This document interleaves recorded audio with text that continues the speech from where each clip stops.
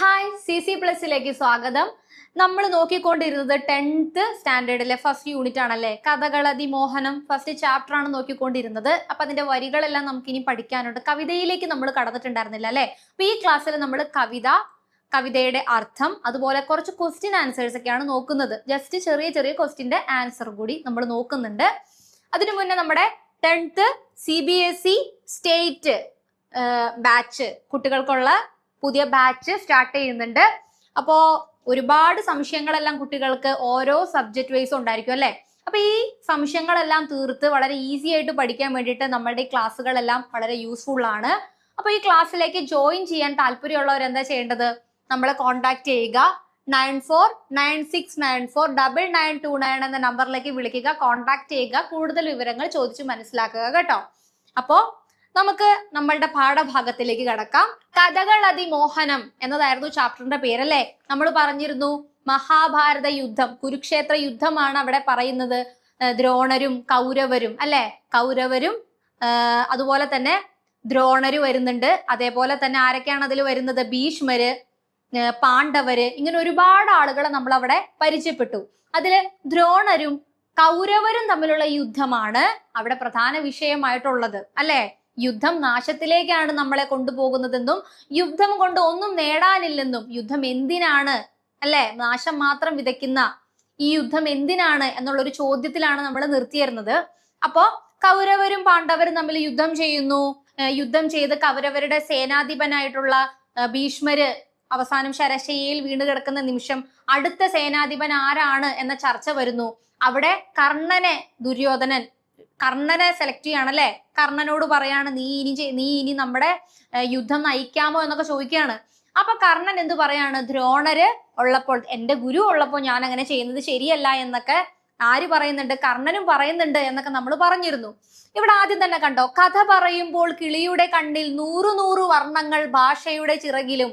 കഥ പറയുമ്പോൾ കിളിയെ കൊണ്ട് കഥ പറയിക്കുന്ന രീതിയാണ് കിളിപ്പാട്ട് എന്ന് നമ്മൾ പറഞ്ഞിരുന്നു. എഴുത്തച്ഛൻ്റെതാണ് കിളിപ്പാട്ട് പ്രസ്ഥാനം എന്നെല്ലാം പറഞ്ഞിരുന്നു. അപ്പൊ ഈ ഒരു കിളിയെ കൊണ്ട് എഴുത്തച്ഛൻ മധുരമായ രീതിയിൽ ഈ കഥയൊന്ന് പറയാവോ എന്നാണ് ചോദിക്കുന്നത്. അപ്പൊ കഥ പറയുമ്പോൾ കിളിയുടെ കണ്ണിൽ 100 വർണ്ണങ്ങൾ എന്ന് പറഞ്ഞാൽ എന്താണ്? ഇവിടെ സന്തോഷമുണ്ട്, സങ്കടമുണ്ട്, സ്നേഹമുണ്ട് അല്ലെ. ഒരുപാട് ഇമോഷൻസ് ആണ് ഇവിടെ ഉള്ളത്. അപ്പൊ കഥ പറയുന്നതിനനുസരിച്ച് കിളിയുടെ ഇമോഷൻസിനെയാണ് നമ്മൾ ഇവിടെ 100 വർണ്ണങ്ങൾ ഭാഷയുടെ ചിറകിലും എന്ന് പറയുന്നത്. ഈ മഹാഭാരത യുദ്ധം അല്ലെങ്കിൽ ഈ മഹാഭാരത യുദ്ധം എന്ന് പറയുന്ന കഥ നമ്മൾ വായിക്കുമ്പോൾ അല്ലെങ്കിൽ പഠിക്കുമ്പോഴെല്ലാം അവിടെ വരുന്ന ഇമോഷൻസ് ഒരുപാടാണ് അല്ലെ. സ്നേഹം വരുന്നുണ്ട്, സങ്കടം വരുന്നുണ്ട്, സന്താപം വരുന്നുണ്ട്, ഒരുപാട് ഇമോഷൻസ് ഒരുമിച്ച് വരിക. അപ്പോ കിളി അതനുസരിച്ച് മധുരമായ കിളിയുടെ നാദത്തിൽ ആ കഥ പറയുമ്പോൾ ഈ ഇമോഷൻസ് എല്ലാം കടന്നു വരിക. അതുകൊണ്ടാണ് അവിടെ 100 വർണ്ണങ്ങൾ ഭാഷയുടെ ചിറകിലും എന്ന് പറഞ്ഞു വെക്കുന്നത്. കഥകളതിമോഹനം എന്ന് പറയുന്ന ഈ ചാപ്റ്ററിലെ വരികളും വരികളുടെ അർത്ഥവും നമുക്ക് നോക്കാം. വരികളുടെ അർത്ഥവും നോക്കാം. വരികൾ, ആദ്യത്തെ 2 വരി നമ്മുടെ ടെക്സ്റ്റ് ബുക്കിൽ ഉള്ളതാണ് ഈ വരികളെല്ലാം അല്ലെ. ഈ വരികളെല്ലാം ഞാൻ അർത്ഥവും വരിയും കൂടി ചേർത്ത് നിങ്ങൾക്ക് പ്രസന്റ് ചെയ്യുന്നത് എന്തിനാണ്? നിങ്ങൾക്ക് ഓരോ വരിയുടെയും അർത്ഥം കറക്റ്റായി മനസ്സിലാവാൻ വേണ്ടിയിട്ടാണ്. പരീക്ഷയ്ക്ക് ഈ വരിയുടെ അർത്ഥം എന്താണ്, ഈ വരിയുടെ അർത്ഥം എന്താണെന്നൊക്കെ പറഞ്ഞ് ചോദിക്കും. അപ്പൊ ആ കറക്റ്റ് ആയിട്ട് ആ വരികളുടെ ഒക്കെ മനസ്സിലാവുന്നതിനാണ് താഴെ അർത്ഥം കൂടി നൽകിയേക്കുന്നത് കേട്ടോ. ഫസ്റ്റ് നമുക്ക് ആദ്യത്തെ 2 വരികൾ നോക്കാം. പഞ്ചവർണ്ണ കിളി പെൺകിടാവേ തെളിഞ്ഞൻ മൊഴി രണ്ടും കുളിർക്കേ പറക നീ. അപ്പൊ എന്താണ് ആദ്യത്തെ 2 വരി? പഞ്ചവർണ്ണ കിളി പെൺകിടാവേ തെളിഞ്ഞൻ മൊഴി രണ്ടും കുളിർക്കേ പറക നീ. ഹേ തത്തമ്മേ അല്ലെ. പഞ്ചവർണ്ണ കിളി എന്ന് പറഞ്ഞാൽ തത്തമ്മയാണല്ലേ. പഞ്ചവർണ്ണ കിളിയെ എന്റെ ചെവികൾക്ക് കുളിർമയേകുന്ന രീതിയിൽ നീ ഈ കഥ പറഞ്ഞു തന്നാലും. പഞ്ചവർണ്ണ കിളി പെൺകിടാവേ തെളിഞ്ഞൻ മൊഴി രണ്ടും കുളിർക്കേ പറക നീ. വളരെ കുളിർമയുള്ള രീതിയിൽ നിന്റെ മധുരമായ നാദം കൊണ്ട് നീ ഈ കഥയൊന്ന് പറഞ്ഞു തരാമോ എന്ന് ആര് ചോദിക്കുകയാണ്? എഴുത്തച്ഛൻ കിളിയോട് ചോദിക്കുകയാണ്. കിളി വേണമല്ലോ. കിളി പാട്ട് പാടണം എന്ന് ഉദ്ദേശിക്കുന്നത്, ഞാൻ വീണ്ടും പറയാണ്, കിളി ഇരുന്ന് പാട്ട് പാടണമെന്നല്ല ഇവിടെ ഉദ്ദേശിക്കുന്നത്. കിളിയുടെ മധുരമായ നാദമാണ് അവിടെ കവി ഉദ്ദേശിക്കുന്നത്. അപ്പൊ കിളിയോട് പറയുവാണ്, നീ ഒന്ന് കിളിയെ കൊണ്ട് പാടിക്കുന്ന രീതിയിൽ, പറയിക്കുന്ന രീതിയിലാണ് ഇവിടെ കവി ഈ ഒരു കവിത എഴുതിയേക്കുന്നത്. അപ്പൊ ചോദിക്കുവാണ്, നീ ഒന്ന് മധുരമായ രീതിയിൽ, മധുരമായ നാദത്തിൽ ഒന്ന് പറയാമോ എന്ന് ചോദിക്കുവാണ്. അടുത്ത വരി എന്താ? നല്ല കദളി പഴങ്ങൾ തിരഞ്ഞു ഞാൻ മെല്ലെ തിരുമ്മിയുടച്ചു തേനും വീഴ്ത്തി വെല്ലവും ശർക്കരയും പൊടിച്ചിട്ടുമേൽ വെള്ളിത്തളികയിൽ മേളിച്ചു വെവ്വേറെ വെച്ചിരിക്കുന്നതടുത്ത് ഭുജിച്ചാലും നീ. അപ്പൊ എന്താണ് പറയുന്നത്? നല്ല കദളിപ്പഴങ്ങൾ തിരഞ്ഞു ഞാൻ മെല്ലെ തിരുമ്മിയുടച്ച് തേനും വീഴ്ത്തി, അല്ലെ? എന്തൊക്കെ വാഗ്ദാനങ്ങളാണ് കൊടുക്കുന്നത്, അല്ലെ? എന്തെല്ലാം വാഗ്ദാനങ്ങളാണ് എഴുത്തച്ഛൻ കിളിക്ക് നൽകുന്നത്. ഈ കഥ പറയാൻ വേണ്ടിയിട്ട് ഞാൻ അത് ചെയ്തു തരാം, ഇപ്പൊ എന്റെ ഹോംവർക്ക് എഴുതി തരുവാണെങ്കിൽ ഞാൻ നിനക്ക് അത് വാങ്ങിത്തരാം ഇത് വാങ്ങിത്തരാം എന്നൊക്കെ പറയുന്നത് പോലെ നമ്മളുടെ എഴുത്തച്ഛൻ ഒരുപാട് വാഗ്ദാനങ്ങളൊക്കെ കിളിക്ക് കൊടുക്കുന്നുണ്ട്, അല്ലെ? വെല്ലവും ശർക്കരയും പൊടിച്ചിട്ട് മേൽ വെള്ളിത്തളികയിൽ മേളിച്ചു വെവ്വേറെ വെച്ചിരിക്കുന്നതെടുത്ത് ഭുജിച്ചാലും, അല്ലെ? കഴിച്ചാലും എന്ന് പറയാണ്. എന്തൊക്കെയാണ്? മിച്ചമാകുന്നത് ദാഹമുണ്ടെങ്കിലോ നീലക്കരിമ്പിന് ചാറുകളി നീരും പാലും മധുവും കുടിച്ചാലും ആവോളം. അടുത്തതും പറഞ്ഞു കൊടുക്കുകയാണല്ലേ, ഞാൻ ഒരുപാട് കഴിക്കാൻ തരാം. അതിനകത്ത് കദളിപ്പഴം വരുന്നുണ്ട്. കദളിപ്പഴം നല്ല തേനിൽ ഉടച്ച്, അല്ലെ? വെള്ളവും ശർക്കരയും എല്ലാം ചേർത്ത് വെള്ളിത്തളികയിൽ നിനക്ക് ഞാൻ നൽകാം. നീ അതെല്ലാം ഭുജിച്ചാലും കഴിച്ചാലും. ഇനി ദാഹിക്കുന്നുണ്ടെങ്കിൽ എന്താണ്? മിച്ചമാകുന്നത് ദാഹമുണ്ടെങ്കിൽ നീലക്കരിമ്പിന് ചാറുകളി നീരും പാലും മധുവും കുടിച്ചാലും ആവോളം. കരിമ്പിൻ ജ്യൂസ്, അല്ലെ? നീലക്കരിമ്പിൻ ചാറ് തരാം, പാല് തരാം എന്നൊക്കെ പറയാണ്. നീ ഇതൊന്നും പറയോ? റിക്വസ്റ്റ് ചെയ്യാണല്ലേ, അതൊക്കെ തരാന്നൊക്കെ പറയുന്നുണ്ട്. കുറെ വാഗ്ദാനങ്ങളൊക്കെ കൊടുക്കുന്നുണ്ട്. അർത്ഥം എന്താ?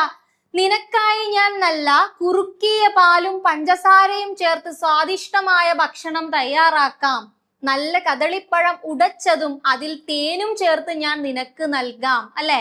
കദളിപ്പഴം ഉടച്ച് അതിൽ തേൻ ചേർത്ത് മിക്സ് ആക്കി, വളരെ, അല്ലെ? കേൾക്കുമ്പോ തന്നെ നമുക്ക് കൊതിയാവും. അപ്പൊ കിളിയുടെ കാര്യം ആലോചിച്ച് നോക്കുക. അപ്പൊ കിളിയോട് ഇങ്ങനെയൊക്കെ പറയുക. ശർക്കരയും വെള്ളവും ഒക്കെ ചേർത്തൊരു തളികയിൽ ഞാൻ നിനക്കായി വിഭവങ്ങൾ ഒരുക്കി വെക്കാം. നീ ഇതെല്ലാം ഒന്ന് കഴിക്കി, എന്നിട്ട് നീ ഞാൻ പറഞ്ഞു ഒന്ന് ചെയ്തു തരാവോ? നെക്സ്റ്റ് വരികൾ എന്താ? നീലക്കരിമ്പിൻ ചാറുകളി നീരും പാലും മധുവും കുടിച്ചാലും ആവോളം.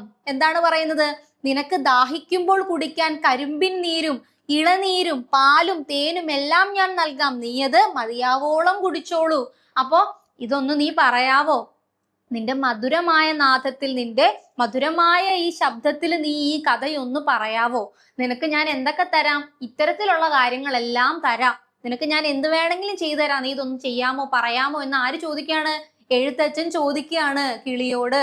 വരികൾ: ഭീഷ്മ സമാന നരിനി വഹത്തിന് ഭീഷ്മർ ശരശയ്യത്തിന്മേൽ വീണാറേ. വീണാറേ എന്ന് പറഞ്ഞാൽ എന്നാ? വീണു കിടക്കുകയാണല്ലേ, വീണു. ശരശയ്യയിൽ വീണു കിടക്കുന്ന ഭീഷ്മരെയാണ് അവിടെ പറയുന്നത്.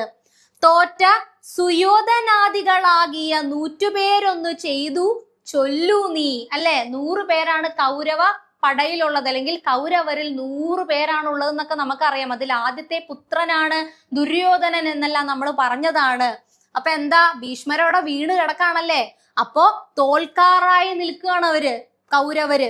അപ്പൊ ആ 100 പേരും എന്താണ് ചെയ്തത്? ആ ഒരു സമയത്ത് എന്താണ് ചെയ്തത്? നീ ഒന്ന് പറയാവോ?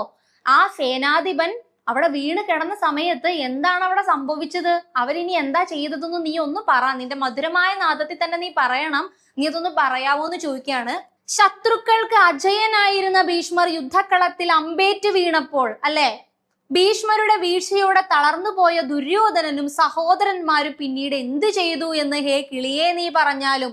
അതാണ് ഇവിടെ ഉദ്ദേശിക്കുന്നത്. തോറ്റ സുയോധനാദികളാകിയ 100 പേരൊന്ന് ചെയ്തു ചൊല്ലുക നീ. 100 പേരും എന്താണ് ചെയ്തത്? സഹോദരങ്ങളായിട്ടുള്ള 100 പേര് എന്താണ് അവർ ചെയ്തത് ആ ഒരു സിറ്റുവേഷനിൽ? നീ അതൊന്ന് പറയാമോ എന്ന് കിളിയോട് ചോദിക്കുവാണ്. ചൊല്ലുവാനാവതില്ലെങ്കിലും ഒട്ടൊട്ട് ചൊല്ലുന്നതുണ്ട് കനക്കെ ചുരുക്കി ഞാൻ വമ്പനാം കർണനോടാശു സുയോധന നൻപോടു സേനാപതിയാക നീ എന്നാൻ. എന്നാണ് പറഞ്ഞത്? ചൊല്ലുവാനാവതില്ലെങ്കിലും ഒട്ടൊട്ട് ചൊല്ലുന്നതുണ്ട് കനക്കെ ചുരുക്കി ഞാൻ. എനിക്ക് ഈ സംഭവങ്ങളൊന്നും വലിയ രീതിയിൽ പറയാൻ, വലിയ ദുരന്തമാണല്ലേ അവിടെ സംഭവിച്ചുകൊണ്ടിരിക്കുന്നത്, വലിയ രീതിയിലൊന്നും പറയാൻ പറ്റില്ലെങ്കിൽ ഞാൻ ചുരുക്കി പറയാം എന്ന് പറയുകയാണ്. വമ്പനാം കർണനോടാശു സുയോധന നൻപോട് സേനാപതിയാക നീ എന്നാൻ. എന്താണ് പറഞ്ഞത്? ദുര്യോധനൻ പറയുന്നുണ്ടല്ലേ, കർണ നീ ഞങ്ങളുടെ സേനാധിപനാകാമോ എന്ന് ചോദിക്കുന്നുണ്ട് അവിടെ. ആ സങ്കടക്കഥ മുഴുവൻ പറയാൻ പ്രയാസമുണ്ടെങ്കിലും, അല്ലെ, വലിയ രീതിയിൽ എല്ലാം കോർത്തിണക്കി പറയാൻ എനിക്ക് കുറച്ച് പ്രയാസമുണ്ട് ഇത് വലിയ അവിടെ ഇവിടെ കപ്പടിച്ച കാര്യമോ അല്ലെങ്കിൽ ആരോ എന്തോ സമ്മാനം കിട്ടിയ കാര്യമൊന്നും അല്ലല്ലോ പറയാൻ പോകുന്നത്. കുറെ ആളുകൾ മരിച്ചു വീണ യുദ്ധത്തെ കുറിച്ചാണ് പറയാൻ പോകുന്നത്. അപ്പൊ മൊത്തം കാര്യമൊന്നും പറയാൻ എനിക്ക് പറ്റിയില്ലെങ്കിലും ഞാൻ എന്ത് ചെയ്യാം, സങ്കടകഥ മുഴുവൻ പറയാൻ പറ്റിയില്ലെങ്കിലും അതിന്റെ സാരം ഒട്ടും കുറയാതെ എന്താണ് ഞാൻ പറയാം, ചുരുക്കി പറയാം എന്ന് കിളി പറയുവാണ്. വീരനായ കർണനോട് ദുര്യോധനൻ സ്നേഹത്തോടെ ആവശ്യപ്പെട്ടു, ഇനി നീ ഞങ്ങളുടെ സൈന്യാധിപനാകണം, അല്ലെ, നീ സൈന്യാധിപനാകണം. നമ്മളിത് പറഞ്ഞതാണല്ലേ. അപ്പൊ കിളി പറയുവാണ്, ഞാൻ പറയാം, സന്താപ കഥയാണ്, സങ്കടമാണ്, പക്ഷെ എനിക്കത് മൊത്തത്തിൽ പറയാൻ പറ്റിയില്ല, ഞാൻ ചുരുക്കി പറയാം. കർണനോട് ദുര്യോധനൻ ഇങ്ങനെയൊക്കെ പറഞ്ഞു, എന്താണ്, ഞങ്ങളുടെ സേനാധിപൻ ആകാമോ എന്ന് പറഞ്ഞു, ആകണമെന്ന് ദുര്യോധനൻ പറഞ്ഞു. കർണനും മന്ദസ്മിതം ചെയ്തു ചൊല്ലിനാൻ, കർണസുഖം ഞാൻ പറയില്ലാരോടും, ദ്രോണ രാമചാര്യൻ താനിരിക്കേ എന്ത് മാനിച്ച് മറ്റുള്ളോർ നിർത്തുന്നിതുപട. എന്താണ് പറഞ്ഞത്? കർണനും മന്ദസ്മിതം ചെയ്തു ചൊല്ലിനാൻ. മന്ദസ്മിതം എന്ന് പറഞ്ഞാൽ ചിരിച്ചുകൊണ്ട്, അല്ലെ, ചിരിച്ചുകൊണ്ട് പറഞ്ഞു കർണൻ, കർണസുഖം ഞാൻ പറയുകയില്ല ആരോടും. കർണസുഖം എന്ന് പറഞ്ഞാൽ എന്താ? കാതിന് കുളിരേകുന്ന വാർത്തകളാണ് കർണസുഖം എന്ന് പറയുന്നത്, അല്ലെ, നമ്മൾക്ക് കേൾക്കുമ്പോൾ ഒരു സന്തോഷം വരുന്ന, നമ്മളെ സുഖിപ്പിക്കുന്ന വാക്കുകൾ. അപ്പൊ എനിക്കിങ്ങനെ ആരെയും സുഖിപ്പിച്ച് പറയേണ്ട ആവശ്യമൊന്നുമില്ല. സത്യം പോലെ പറയുന്നവനാണ് ഞാൻ. എനിക്ക് ആരെയും കർണസുഖത്തിന് വേണ്ടിയിട്ട് സുഖിപ്പിച്ച് അതും ഇതുണ്ടെന്നൊന്നും പറയേണ്ട ആവശ്യമില്ല. ഞാൻ സത്യമായ കാര്യം സത്യമായി തന്നെ പറയും. ദ്രോണ രാമചാര്യൻ താനിരിക്കേ എന്ത് മാനിച്ചു മറ്റുള്ളവർ നിർത്തുന്നിതുപടാ, അല്ലെ, ദ്രോണരുള്ളപ്പോൾ, തന്റെ ഗുരുവായ ദ്രോണറുള്ളപ്പോൾ ഞാൻ സൈന്യം നയിക്കുന്നത് ശരിയാണോ? അല്ല എന്ന് പറയുകയാണ്. കർണൻ പുഞ്ചിരിച്ചുകൊണ്ട് പറഞ്ഞു, ആരെയും സുഖിപ്പിക്കാൻ വേണ്ടി വെറുതെ പുകഴ്ത്തി സംസാരിക്കാൻ എനിക്കറിയില്ല, ഞാൻ സത്യമേ പറയൂ. ദ്രോണാചാര്യരെ പോലെയുള്ള മഹാന്മാർ ഇവിടെ ഉള്ളപ്പോൾ അവരെ ബഹുമാനിക്കാതെ മറ്റാരെങ്കിലും സേനാധിപതിയായി യുദ്ധം നയിക്കുന്നത് ശരിയാണോ എന്ന് ചോദിക്കുകയാണ്. എനിക്കതിന് കഴിയില്ല. ഞാൻ ഗുരുഭക്തിയൊക്കെ ഉള്ളൊരു ശിഷ്യനാണ്. ഞാൻ ഗുരുവിനെ മറന്ന്, അല്ലെങ്കിൽ ഞാൻ ചെയ്യേണ്ട കർമ്മങ്ങൾ മറന്ന്, എന്റെ വ്യക്തിത്വം മറന്ന് ഞാൻ പ്രവർത്തിക്കില്ല എന്ന് ആര് പറഞ്ഞു? കർണൻ പറഞ്ഞു. മന്നവ കേൾക്ക ദരദ്വാജനനന്ദന, നിന്നുള്ള യോദ്ധാക്കളിൽ പ്രബലാധിപൻ, പിന്നെ ഞാൻ പക്ഷേ ഭരിക്കുന്നതുമുണ്ട് മന്നവ, സങ്കടമുണ്ടാകയില്ലതും. എന്താണ് പറഞ്ഞത്? രാജാവേ ദുര്യോധന, അല്ലെ, ദുര്യോധന കേൾക്കൂ. ദുര്യോധനനാണ് പറഞ്ഞതല്ലേ കർണനോട്, എത്രയും പെട്ടെന്ന് നീ സേന നയിക്കണം, ഇവിടെ വേറെ ആരും ഇല്ല, നമ്മൾ തോൽക്കാൻ പോവാണ്, നമുക്ക് രാജ്യവും കിട്ടൂല, ഒന്നും കിട്ടൂല, എല്ലാവരുടെ മുമ്പിൽ നാണം കെടേണ്ട വരും. അപ്പൊ നീയാണ് ഞങ്ങളുടെ മുന്നിലുള്ള ഏക ആശ്രയം, നീ ആകണമെന്ന് പറയാണ് സേനാധിപൻ. അപ്പൊ ദ്രോണരുണ്ട്, ഞാൻ ആവില്ല എന്നൊക്കെ പറയുന്നുണ്ടല്ലോ. അപ്പൊ രാജാവേ ദുര്യോധന കേൾക്കൂ, ഈ കാണുന്ന എല്ലാ യോദ്ധാക്കളിലും വെച്ച് ഏറ്റവും കരുത്തൻ ദ്രോണാചാര്യരാണ്, അല്ലെ, ഏറ്റവും കരുത്തൻ. മന്നവ കേൾക്ക ഭരദ്വാജനന്ദന, നിന്നുള്ള യോദ്ധാക്കളിൽ പ്രബലാധിപൻ, അല്ലെ, പ്രബലാധിപനാണ് ആര്? ദ്രോണരെന്ന് പറയുന്നത്. പിന്നെ ഞാൻ പക്ഷേ ഭരിക്കുന്നതുമുണ്ട് മന്നവ, സങ്കടമുണ്ടാകിലും, അല്ലെ, സങ്കടമുണ്ടെങ്കിലും പറയാണ്. ഏറ്റവും കരുത്തൻ ആരാണ്? ദ്രോണാചാര്യരാണ്, ഗുരുവാണ് അദ്ദേഹം. ദ്രോണർക്ക് ശേഷം ഞാൻ സൈന്യത്തെ നയിച്ചു കൊള്ളാം രാജാവേ, അങ്ങോട്ടും സങ്കടപ്പെടേണ്ടതില്ല, അല്ലെ, സങ്കടമൊന്നും പെടേണ്ട ആവശ്യമില്ല, ഞാൻ തന്നെ നയിച്ചോളാം. പിന്നീട് ദ്രോണാചാര്യർ ഇപ്പോൾ ഉള്ളപ്പോ ഞാൻ നയിക്കേണ്ട ആവശ്യമില്ല, അദ്ദേഹമാണ് ഈ കാര്യങ്ങൾ ചെയ്യേണ്ടത്, അല്ലെ, തലയിരിക്കുമ്പോ വാലാടണ്ടെന്നൊക്കെ പറയുന്നത് പോലെ ഞാൻ ഇതിലേക്ക് ഇറങ്ങി തിരിക്കേണ്ട ആവശ്യമില്ല, എന്റെ ഗുരു ഉണ്ട് എന്ന് ആര് പറഞ്ഞു? കർണൻ പറഞ്ഞു. സങ്കടപ്പെടേണ്ട, എന്തെങ്കിലും ഒരു സിറ്റുവേഷൻ വരുവാണെങ്കിൽ ഞാൻ പുറകിലുണ്ടല്ലോ, ഞാൻ എന്താന്ന് വെച്ച് ചെയ്തോളാം എന്ന് കർണൻ പറയുന്നുണ്ട്. നെക്സ്റ്റ് വരികൾ എന്താ? മാനിയായുള്ള സുയോധനൻ ദ്രോണരെ സേനാപതിയായി അഭിഷേകവും ചെയ്തു. ലാസ്റ്റ് കർണൻ പറയുന്നതനുസരിച്ച് ദ്രോണരെ തന്നെ സേനാധിപനായിട്ട് നമ്മുടെ ദുര്യോധനൻ അഭിഷേകം ചെയ്ത് സ്വീകരിച്ചു. കർണന്റെ വാക്ക് കേട്ട് ദുര്യോധനൻ ദ്രോണാചാര്യരെ കൗരവ സൈന്യത്തിന്റെ സേനാധിപതിയായി വാഴിച്ചു. അപ്പൊ ഇത്രയും വരികളാണ് നമുക്ക് പഠിക്കാനുള്ളത്, അല്ലെ, ഇത്രയും വരികളാണ് നമ്മളുടെ കവിതയിലുള്ളത്. ടെക്സ്റ്റ് ബുക്ക് എടുത്ത് വെച്ച് നിങ്ങൾ ഈ ഒരു ക്ലാസ് കാണുവാണെങ്കിൽ നിങ്ങൾക്ക് കറക്റ്റ് ആയിട്ട് അത് മനസ്സിലാക്കി പോകാൻ വേണ്ടിയിട്ട് സാധിക്കും. എല്ലാ വരികളും ഉണ്ട്. അപ്പൊ ആ വരികളെല്ലാം നോക്കുക, വരിയുടെ അർത്ഥം നോക്കുക. വരിയുടെ അർത്ഥം എന്തായാലും പരീക്ഷയ്ക്ക് ചോദിക്കും, അല്ലെ. ഏത് കവിതയിൽ നിന്നാ ചോദിക്കുന്നതെന്ന് നമുക്ക് പറയാൻ പറ്റില്ല. കവിതയിലെ വരികളുടെ അർത്ഥം വ്യക്തമാക്കൂ എന്ന് പറയുന്ന ഒരു ചോദ്യം ഉണ്ടാകാൻ സാധ്യത കൂടുതലാണ്. അതുകൊണ്ട് തന്നെ നിങ്ങൾ ടെക്സ്റ്റ് ബുക്ക് വെച്ച് ക്ലാസ് കാണുക കേട്ടോ. അപ്പോ ലാസ്റ്റ് എന്താണ് സംഭവിക്കുന്നത്? ദുര്യോധനൻ കർണൻ പറയുന്നത് കേട്ട് ദ്രോണരെ അഭിഷേകം ചെയ്ത് സേനാധിപതിയായി വാഴിക്കുകയാണ്. അവിടെ വരെയാണ് നമുക്ക് പഠിക്കാനുള്ളത്. മഹാഭാരതം കിളിപ്പാട്ടിലെ ദ്രോണപർവത്തിൽ നിന്നുള്ള ഭാഗമാണ് നമ്മൾ പഠിച്ചത്. എഴുത്തച്ഛനാണ് രചയിതാവ്, അല്ലെങ്കിൽ അല്ലെ രചിച്ചിരിക്കുന്നത് എഴുത്തച്ഛനാണ്. ഇനി നമുക്ക് ലഘുവായിട്ടുള്ള കുറച്ച് ചോദ്യോത്തരങ്ങൾ നോക്കാം. അപ്പൊ എല്ലാവർക്കും മനസ്സിലായെന്ന് വിചാരിക്കുന്നു കേട്ടോ. വരികളെല്ലാം തന്നെ വരികളും വരികളുടെ അർത്ഥവും കറക്റ്റ് ആയിട്ട് നൽകിയിട്ടുണ്ട്. രണ്ടും നൽകിയേക്കുന്നത് നിങ്ങൾക്ക് അത് എഴുതിയെടുക്കാൻ വേണ്ടിയിട്ടാണ് കേട്ടോ. ഷോർട്ട് നോട്ടായിട്ടൊക്കെ അർത്ഥമൊക്കെ മനസ്സിലാകാത്തവരൊക്കെ എഴുതി വെക്കുക. വളരെ കൃത്യമായിട്ട് അർത്ഥവും വരികളും ഒരുമിച്ച് നിങ്ങൾക്ക് തന്നിട്ടുണ്ട് പഠിക്കാനായിട്ട്. അപ്പൊ അതെല്ലാം മനസ്സിലാക്കി എഴുതി വെക്കുക. ഇനിയും ലഘുവായിട്ടുള്ള കുറച്ച് ചോദ്യോത്തരങ്ങൾ നമുക്ക് നോക്കാം. വരാൻ സാധ്യതയുള്ള ചോദ്യോത്തരങ്ങളാണ്. കവി കിളിയെ പ്രലോഭിപ്പിക്കുന്നത് എങ്ങനെയൊക്കെയാണ്? ഉത്തരം അല്ലെ, ഉത്തരം നമുക്ക് നോക്കാം. പഞ്ചസാരപ്പൊടിയും കദളിപ്പഴവും തേനും ചേർത്ത് കുറുക്കിയ പാലും കരിമ്പിൻ നീരും ഇളനീരും നൽകി കിളിയെ കവി സന്തോഷിപ്പിക്കുന്നു. അപ്പോ ആദ്യത്തെ ക്വസ്റ്റ്യൻ എന്താ? കവി കിളിയെ പ്രലോഭിപ്പിക്കുന്നത് എങ്ങനെയാണ് അല്ലെ? കുറെ വാഗ്ദാനങ്ങൾ കൊടുക്കുന്നുണ്ട്. അപ്പൊ നിങ്ങൾ വിചാരിക്കുമ്പോ ഈ 4 വരി എഴുതി വെച്ചാൽ മതി എന്ന്. ഈ 4 വരി അല്ല എഴുതി വെക്കേണ്ടത്. മാർക്കിനനുസരിച്ച് വേണം ആൻസർ എഴുതാനായിട്ട് കേട്ടോ. മാർക്കിനനുസരിച്ച് നിങ്ങളുടെ ആൻസർ കൂടുകയും കുറയുകയും ചെയ്യണം. അപ്പോ കറക്റ്റ് ആയിട്ട് നമ്മളുടെ പാഠഭാഗത്തിൽ എന്തെല്ലാം വാഗ്ദാനങ്ങളാണ് കിളിക്ക് നൽകിയതെന്ന് പറഞ്ഞിട്ടുണ്ട്. ഞാൻ അർത്ഥവും തന്നിട്ടുണ്ട്. അപ്പൊ കറക്റ്റ് ആയിട്ട് മാർക്കിനനുസരിച്ച് ആൻസർ നിങ്ങൾ എഴുതുക കേട്ടോ. ദുര്യോധനൻ ആരോടാണ് സേനാധിപതിയാകാൻ ആവശ്യപ്പെട്ടത്? നമുക്ക് ഈസി ആയിട്ടുള്ള ഒരു ക്വസ്റ്റ്യൻ ആണ്. കർണനോടാണ് അല്ലെ, കർണനോടാണ് പറഞ്ഞത്. കർണൻ എന്തുകൊണ്ടാണ് സേനാപതിയാകാൻ വിസമ്മതിച്ചത്? എന്തുകൊണ്ടാണ് ഞാൻ സേനാധിപതി ആകില്ല എന്ന് പറയാൻ കാരണം എന്താണ്? ഇവിടുന്ന് കാരണവും ചോദിക്കും. കർണൻ എന്ന് പറയുന്ന ആ ഒരു യോദ്ധാവിന്റെ വ്യക്തിത്വം, കഥാപാത്ര നിരൂപണം ചോദിക്കും. ആ ഒരു കഥാപാത്രത്തെ കുറിച്ച് എഴുതാൻ ചോദിക്കും. അപ്പൊ കർണൻ എന്തുകൊണ്ടാണ് സേനാധിപതിയാകാൻ വിസമ്മതിച്ചത്? ഞാൻ ആകില്ല എന്ന് പറഞ്ഞത് എന്തുകൊണ്ടാണ്? ഉത്തരം എന്താ? ദ്രോണാചാര്യരെ പോലെയുള്ള വലിയൊരു ഗുരുനാഥൻ ഉള്ളപ്പോൾ അല്ലെ, ഗുരു ഉള്ളപ്പോൾ, യോദ്ധാക്കളും ഉള്ളപ്പോൾ, ഇത്രയും വലിയൊരു ആളിവിടെ ഉള്ളപ്പോൾ, ഇത്രയും മഹത് വ്യക്തി ഉള്ളപ്പോൾ എന്തിനാണ് ഞാൻ ആകുന്നത് അല്ലെ? താൻ ആ സ്ഥാനം ഏറ്റെടുക്കുന്നത് ഉചിതമല്ലെന്ന് കരുതിയത് കൊണ്ടാണ് വിസമ്മതിച്ചത് അല്ലെ. ഇത് പല രീതിയിൽ ചോദിക്കാം. ചിലപ്പോ ചെറിയ മാർക്കിന് ചോദിക്കാം, വലിയ മാർക്കിന് ചോദിക്കാം. അതിനനുസരിച്ച് നിങ്ങൾ എഴുതാൻ പഠിക്കണം. നിങ്ങൾക്ക് അർത്ഥം കയ്യിലുണ്ടെങ്കിൽ, ഓരോ വരിയുടെയും അർത്ഥം നിങ്ങളുടെ കയ്യിലുണ്ട്, പാഠഭാഗം എന്താണെന്ന് അറിയാമെങ്കിൽ നിങ്ങൾക്ക് ഈസി ആയിട്ട് ആ മാർക്കിനനുസരിച്ച് എഴുതാൻ സാധിക്കും. അപ്പൊ ഈ കർണൻ എന്ന് പറയുന്ന ആളുടെ ഒരു ക്യാരക്ടർ എന്താണെന്നുള്ളത് അദ്ദേഹത്തെ കുറിച്ച് എഴുതാൻ ചോദിക്കും.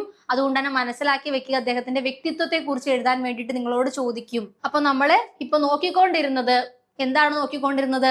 കഥകളതിമോഹനം എന്ന് പറയുന്ന ചാപ്റ്റർ ആണ് നമ്മൾ നോക്കിക്കൊണ്ടിരുന്നത്. ഫസ്റ്റ് യൂണിറ്റിലെ ആദ്യത്തെ ചാപ്റ്റർ ആണ് കഥകളതിമോഹനം. തുഞ്ചത്ത് രാമാനുജൻ എഴുത്തച്ഛന്റെ മഹാഭാരതം കിളിപ്പാട്ടിലെ ദ്രോണപർവത്തിൽ നിന്നെടുത്ത ഭാഗമാണ് നമ്മൾ നോക്കിയത്. മഹാഭാരത യുദ്ധവുമായി, കുരുക്ഷേത്ര യുദ്ധവുമായി ബന്ധപ്പെട്ട പാഠഭാഗം. അപ്പോ എല്ലാവർക്കും ഈ ഒരു പാഠഭാഗം മനസ്സിലായി എന്ന് വിചാരിക്കുന്നു. നിങ്ങളുടെ കമന്റ് ഒക്കെ ഒന്ന് അറിയിക്കുക. മനസ്സിലായോ ഇല്ലയോ എന്നൊക്കെയുള്ള കാര്യങ്ങളൊക്കെ ഒന്ന് അറിയിക്കണം. അതുപോലെ തന്നെ നിങ്ങളുടെ ഫ്രണ്ട്സിനൊക്കെ ഒന്ന് ഷെയർ ചെയ്ത് കൊടുക്കുക കേട്ടോ. കവിതകൾ എന്നൊക്കെ പറയുമ്പോൾ എല്ലാവർക്കും ടഫായിട്ടുള്ള ഒരു ഏരിയ ആയിരിക്കും. അർത്ഥമൊക്കെ എല്ലാവർക്കും മനസ്സിലായെന്ന് വരില്ല. അപ്പൊ നല്ല രീതിയിൽ എല്ലാവർക്കും മനസ്സിലായെന്ന് വിചാരിക്കുന്നു. നമുക്ക് അടുത്തൊരു പാഠഭാഗവുമായിട്ട് വീണ്ടും കാണാം.